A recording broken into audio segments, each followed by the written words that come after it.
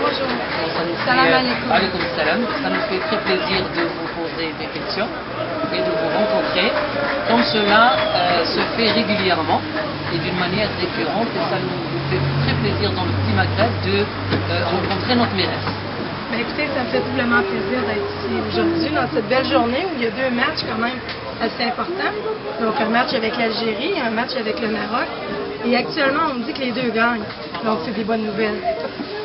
Vous êtes à la longue. Il y a eu la qualification de l'Algérie à la Coupe du Monde récemment. Et vous êtes rendu amatrice de soccer. Depuis que ça joue maintenant, oui. Avant, c'est un sport que je ne suivais pas du tout. Maintenant, je peux vous dire que je suis à la lettre quand il y a les matchs, pour savoir planifier mon agenda pour être ici avec les matchs aussi. Donc aujourd'hui, c'est une grande fin de semaine. On aurait pu partir en vacances pour le week-end. Et malheureusement et heureusement, il y avait un match aujourd'hui, donc j'ai préféré rester en ville pour venir le vivre ici avec tout le monde.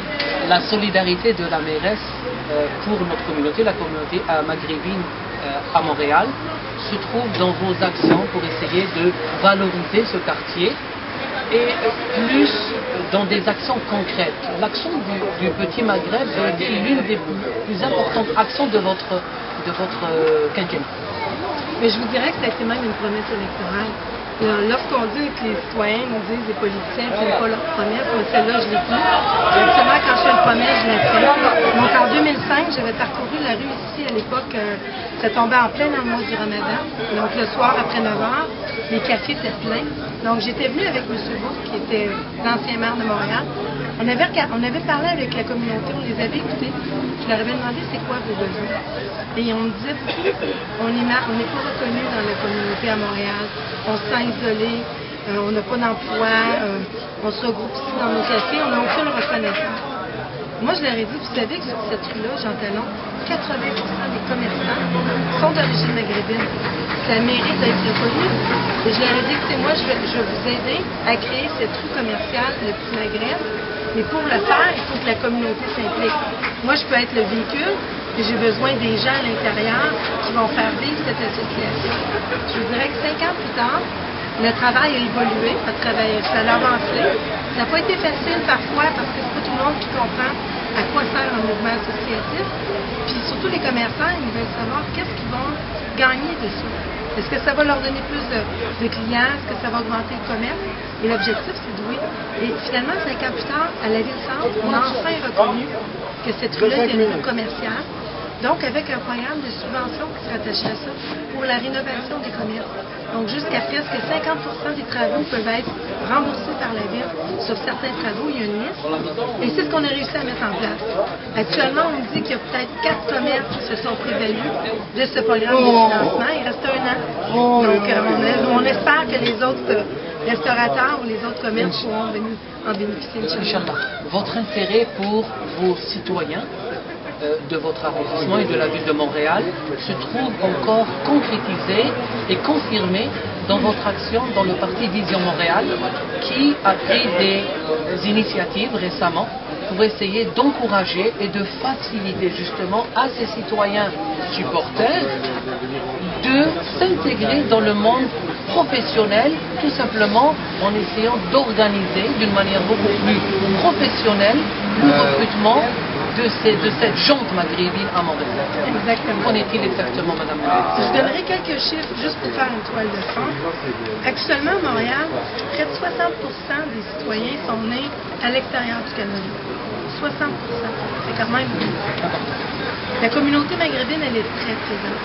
Et malheureusement, dans la communauté, le taux de chômage est le plus élevé. Il est effarant. Plus que 30%. Et ça, c'est aberrant. Pourtant, les gens... Souvent, au Québec. Ici, à Montréal. À Montréal. 33% de la communauté sont au chômage, la communauté maghrébine. Plusieurs nous diraient, c'est à cause de la langue.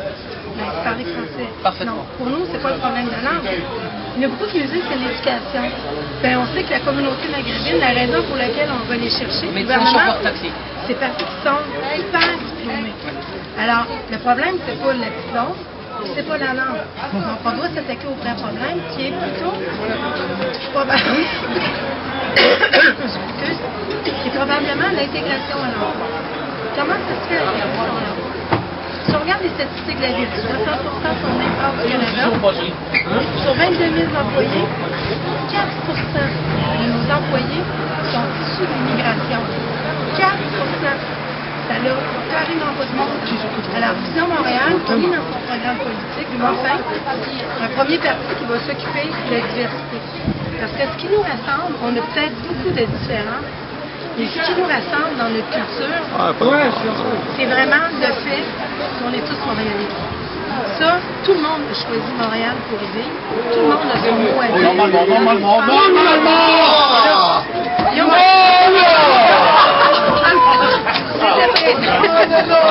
Mais ce qu'on veut faire à Montréal, c'est vraiment vous donner une expérience. Vous prenez une expérience de travail. Aux immigrants qui arrivent ici, on leur offre une expérience de travail. On ne peut pas vous. Nous, ce qu'on leur offre à Montréal, on ne peut pas les forcer à faire des tâches. Leur donner leur première expérience de travail. Et même un stage au seul travail, pour ceux qui peuvent le faire, dans le but de pouvoir les garder avec nous. Et aussi demander à tous ceux qui traitent avec la ville, tous ceux qui sortent de la ville, de se donner une politique d'immigration et d'inclusivité. Parce que dans 10 ans, vous allez être au pouvoir dans la ville, dans tout. Donc aussi bien vous donner votre place tout de suite. Madame Samson, ce que j'ai remarqué, vous faites partie du décor. C'est-à-dire que vous êtes, les gens ne vous perçoivent pas en tant que mairesse, autorité municipale, mais vous faites partie du décor, c'est Annie, c'est la mairesse. Quelle est votre impression et quel est votre ressentiment? Le fait que les gens qui viennent d'ailleurs, justement vers de lointains contrées, vous adoptent. Ben écoutez, moi je me sens touchée parce que j'ai beaucoup de sympathie pour les gens qui quittent leur pays pour s'en venir ici, qui quittent leur repère, qui s'en viennent ici pour bâtir une nouvelle vie, surtout pour leurs enfants, pour leur offrir un avenir meilleur. Moi je me mets dans leur situation à tous les jours. Je suis pas sûre que j'aurais le courage de partir ailleurs, de quitter mes racines, quitter mon pays. Alors j'ai beaucoup d'admiration, c'est pour ça que je veux les aider, parce qu'ils méritent d'être aidés dans tout ce qu'ils peuvent. Il y a beaucoup actuellement de discrimination, puis ça me fâche. Je me dis pourquoi vivre cette discrimination si on peut changer les choses. Et mon rôle de mairesse, c'est justement d'essayer d'enlever ces barrières-là à la communauté pour leur ouvrir la porte et de leur donner confiance en nous. Madame la mairesse, ma dernière question, il y a beaucoup sûrement, et certainement vous en êtes la meilleure preuve, de Québécois de souche qui ont la même approche que vous et ont le même sentiment et envie de vous d'aider ces communautés. Mais ils n'ont pas les outils nécessaires pour essayer justement d'aider cette communauté à s'intégrer. Quel est le message pour ces Québécois de souche s'ils vont vous écouter maintenant? Quel est leur message à ces gens-là? Ben, je leur dirais, découvrez vos voisins, découvrez les gens qui vous entourent, c'est une merveille. Moi, je peux juste vous dire que dans mon arrondissement, j'ai 113 communautés culturelles différentes. Pas 50, pas 60, 113. Et tous et chacun, à travers leurs différences, moi, je vais toujours chercher le positif chez chacun. On va essayer de tout mettre le monde ensemble. On réussit toujours ensemble à trouver des solutions. Alors moi, je dis à mes collègues, à mes concitoyens, d'ouvrir les yeux, d'ouvrir leur cœur et surtout d'apprendre de nouvelles expériences. Parce qu'on apprend énormément de tout le monde. Je pense que pour garder l'humain chez les personnes qui nous accompagnent, pour mieux comprendre ce qu'est la vie. Au nom de notre communauté, des auditeurs, je vous remercie énormément. Merci beaucoup. Puis ma prof aux gagnants qui vont gagner cet après-midi.